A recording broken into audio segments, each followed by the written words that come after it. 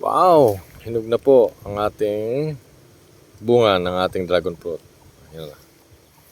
Lalo po tayo rito, malalaki. Ayan. Ayan po.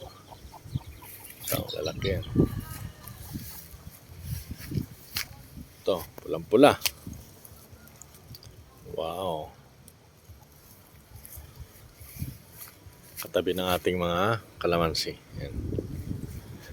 Sa pagitan ng kalamansi, may mga dragon fruit. Ayan po. Ayan. Marami na rin po doon. Tapos to, sa tingin ko ay pwede nang i-harvest. Wow! Ganda.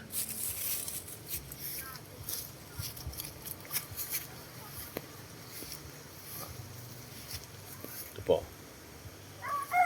Yung iba maliliit pero normal lang po yan. Ito.